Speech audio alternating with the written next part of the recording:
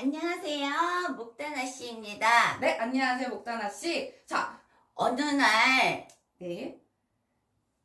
이러고 앉아 있는데 목단이라고 하라고 이름을 주셨어요. 할머니가요. 그래가지고 목단이 뭐지 하고서 유튜브 막 찾아보니까 옛날에는 모란꽃을 목단이라고 그랬대요. 그래가지고 와 하고 깜짝 놀랐었어요. 그러면 내림은 언제 받으셨어요? 3월 8일 날이요. 와, 그러면 갓 내림 받으신 제자시네요. 네. 아, 지금 2주일도 안 되신 것 같은데 네. 가장 영검할 때가 아니신지? 가장 영검할 때가 언제인지는 모르는데요. 네. 전에부터도 네. 영검했어요. 죄송합니다. 제가 못 알아봤네요. 자, 제일 잘하시는 점이 있다고 하는데 보통 이제 부동산, 땅 이쪽으로 전문이시라고 전 들었어요. 그거는 제가 아주 어렸을 때요. 네. 초등학교 안 다닐 때부터도요. 네. 이렇게 길을 가다가 이렇게 목이 돌아가요. 네. 이렇게 목이 돌아가면은요. 네. 그 어린 나이에도 저희 부모님한테 어디로 이사 가라고. 그러고 나면은 꼭 개발이 되는 거예요. 그래서 그 이후에도 항상 내가 성인이 돼서 운전을 할 때도 고개가 딱 이렇게 도고 나면은 길게도 안 가고 2, 3년이면은 재개발이 되더라고요. 그래가지고 지금 여기 있는 곳도 1년 전에 와가지고서 그냥 계약했어요. 1년 전에. 만약에 그때 계약 안 했었으면은 지금 집도 없었을 거예요. 그럼 여기 땅값 올랐나요? 배로 올랐어요. 우와, 역시 영검하시다. 네, 그거 1등이에요. 부동산 손님들이 많이 오겠네요? 네. 그리고 예약도 많으시다고 들었어요. 그래도 할머니가 어떻게 해가지고 이렇게 보내주세요. 그리고 매매 부적이나 계약 이런 쪽으로도 탁월하시다고 들었는데 조금 자랑 부탁드릴게요. 네. 저는 어떻게 하는 건지 저는 모르거든요. 네, 그렇죠. 애동 제자시니까. 어떻게 하는지 모르는 거예요. 그런데 상담 오신 분이 계셨어요. 네. 상담 오신 분이 계셨는데 부적을 써달라고 그러시더라고요.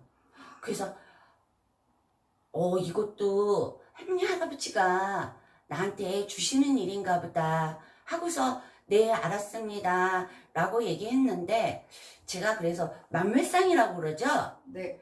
만물상에 갔더니 부적을 써야 된다고 그랬더니 그러면은 그려놓은 걸로 드릴까요? 아니면은 책을 드려가지고서 그 책에서 베끼는 걸로 드릴까요? 이러더라고요.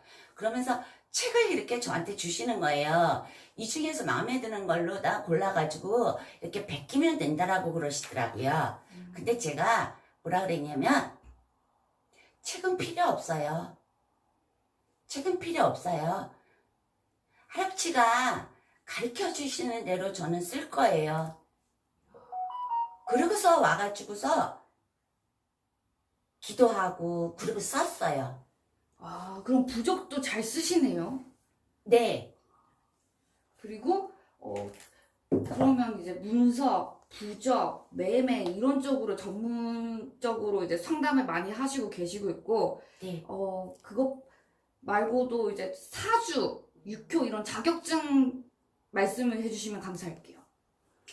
저는 아주 오래전에요. 10여 년 전에요. 네. 이런 거에 관심이 있다 보니까 네. 제가 아, 내가 직접 한번 공부를 해봐야 되겠다라는 생각이 들었어요. 그래서 학문적인 공부를 하게 됐는데 공교롭게도 그러면서 그때 자격증을 이미 땄죠. 근데 공교롭게도 이번에 코로나가 이렇게 되면서 나한테 시간적인 게 이제 여유가 생기다 보니까 아, 이 시간 동안 그래 예전에 했던 공부를 한번 다시 해봐야 되겠다 하면서 공부를 또 했죠. 근데 공부는 공부고 공부만으로 또 안 되는 게 있더라고요. 내가 이 길을 갈 수밖에 없는 그런 상황이 저한테 또 놓이더라고요. 근데 다행스럽게도 그래서 내가 그래도 이렇게 우리 신령님을 모셨는데 학문적인 것에만 의지해서 내가 만약에 점사를 본다라면 그거는 안 되는 일이다라는 게 제 첫 번째고요. 그래서 일단 손님이 오시면은요, 이 자리에 앉으면 저는 생년월일이나 이름 같은 거 어디 사는지 그걸 물어보지는 않아요. 오로지 할머니가 전달해 주시는 말씀, 할머니께서 해주시는 말씀이 첫 번째라고 생각하고 아무것도 모르는 상태에서 그냥 저는 전달. 그렇게 하면 그래도 놀래더라고요.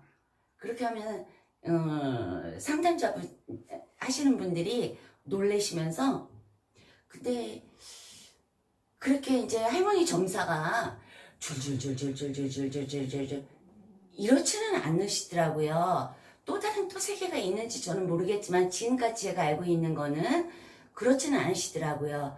근데 이 어려운 상황 속에서 분명히 오신 분이고 그러다 보니까 어떻게 하면 이거를 내가 좀 더 해결해내가고 더 조심해야 될 게 있나 찾는 걸로다 또 제가 공부한 거 또 가미해서 또 찾아봐. 그때는 제가 이제 생년월일을 물어보죠.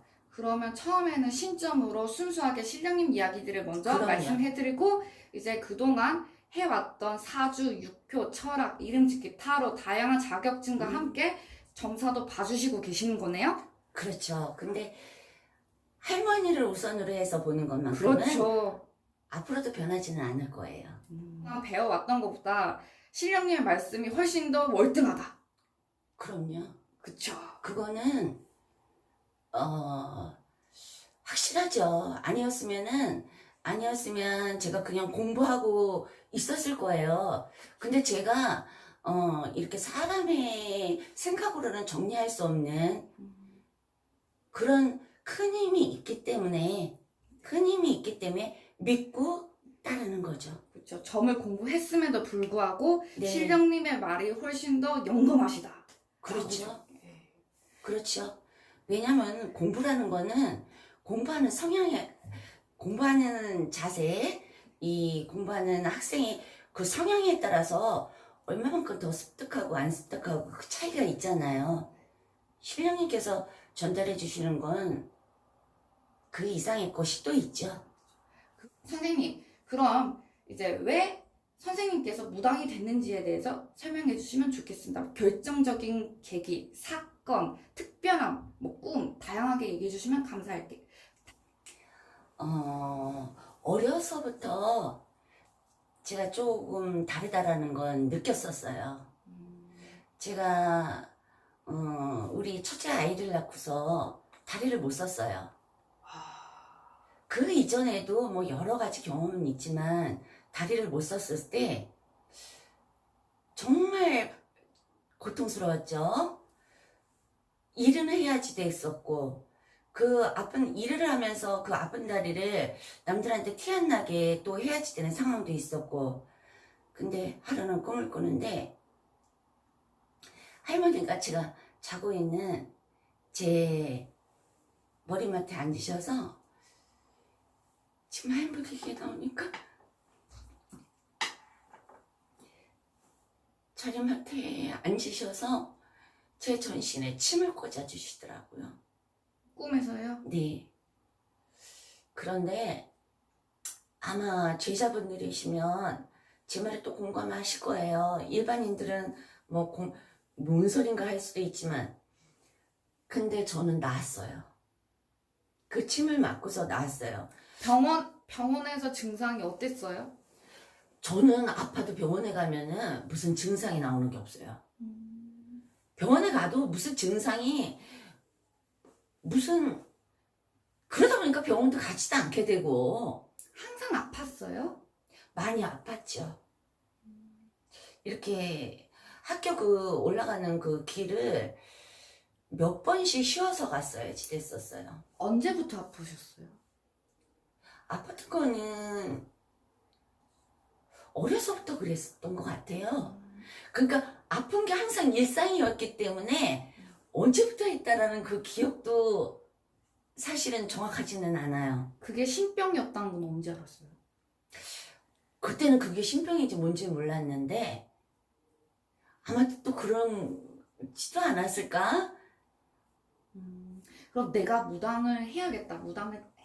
무당으로 가겠다라고 자각한 계기가 어떻게 돼요? 이제 말문이 터졌고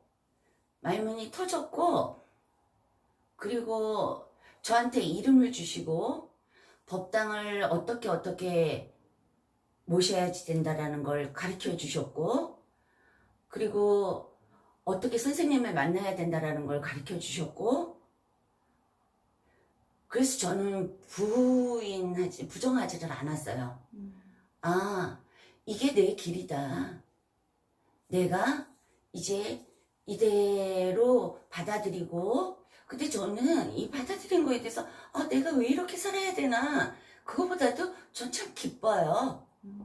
기쁘고 좀 더 바람직하게 그렇게 임해야 되겠죠? 그렇죠. 우리 목다나 씨, 우리 선생님께서 왜 무당이 되려고 했는지 그 결정적인 계기에 대해서 말씀해 주시면 감사하겠습니다.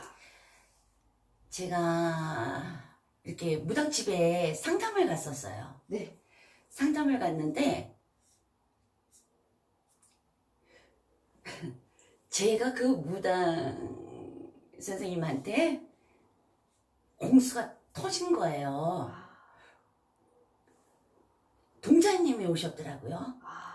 그래가지고 막 좋아하면서 놀러가서 신났네 라고 얘기를 그냥 이 말문이 터진 거예요. 그랬더니 그 선생님께서 그 무당 선생님께서 아이고 여행 가요 6일 동안 여행 가요 그러시더라고요. 그러고서 그분 이렇게 손님분들한테도 그냥 이 공수가 터져가지고 막 공수가 나온 거예요. 그러면서 저는 제가 이 길이 있다라는 걸 제 스스로도 알고 있었던 거지 모르고 있다가 어느 날 이렇게 된 거는 아니고 이제는 정말 때가 돼서 시령님들이 나오시고 예, 그다음 점이 무당집 갔더니 점도 나오고 공수가 나오는 거예요. 공수가 툭툭 나오고 예, 학교 가서 공부하고 있어도 그 교수님들한테도 공수가 나오고 선생님, 신령님들에 대해서 소개 부탁드리겠습니다. 저희 불사할머니가 오셨고요. 네, 불사할머니가 오셨고 그리고 장군님이 네. 장군님도 굉장히 영검하세요. 장군님이 엄청 기운이 세세요. 장군님이 뭐 좋아하세요? 우리 신도분들 점 보러 오실 때 뭐 들고 오면 또 좋아하신다잖아요. 장군님이든 할머니든. 그냥 오셔도 좋아해요. 그래요? 예, 그냥 오셔도 좋아해요. 네, 불쌍하대요 다. 불쌍하대요? 예, 불쌍하고 네. 그렇다고 뭐 사오는 거. 안 좋아해요? 뭐 불쌍하잖아. 돈 들고 오는 게 제일 좋나? 돈 좋아요. 그쵸? 역시 점값 가져오는 게 제일 좋아요. 좋죠? 네. 근데도 불쌍하대요. 불쌍하다고 저한테 정신 똑바로 차리래요. 네. 그리고 그러면 불사 할머니께서 불사할머니 계시고요. 그리고 우리 동자님이 동자님이요? 진짜 쪽집게세요. 정말 쪽집게세요. 말대꾸 하는 거 싫어해요, 근데. 깔끔하지 않아요. 예, 말대꾸하고 막 이러는 거 굉장히 싫어하세요. 근데 점은 진짜 잘 보시는 것 같아요, 동자님이. 점 진짜 1등이에요. 애기 씨는요? 여자 애기, 선녀 애기 씨는요? 점 잘 봐요.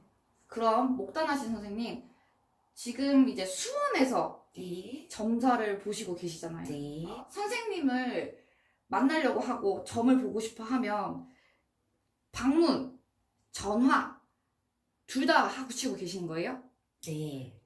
지금 떠있는 연락처에 연락을 하셔서 문자나 전화로 예약을 먼저 하는 게 맞죠? 그럼요. 예약은 하셔야지 돼요. 음, 제가 처음에는 전화로다가 상담하냐고 물어보시면은 그래도 전화로다가 하면은 막 보고 막 이렇게 하고 싶지 않더라고요. 그래가지고 오셔야지 돼요 하고서 전화를 끊었어요. 그런데 끊고 나서 이 사람은 정말 힘든 상황에 있는 사람인데 힘든 상황에 있는데 내가 내 규칙 지키자고 이러는 것도 내 오만이다 생각하고 전화 상담을 받기 시작했어요. 네, 꼭 사전에 미리 날짜, 시간 함께 조율하고요. 네, 많은 전화 부탁드립니다. 네, 많은 전화 부탁드립니다. 더 하늘맞이 TV와 함께 해요. 네, 감사합니다. 네, 안녕.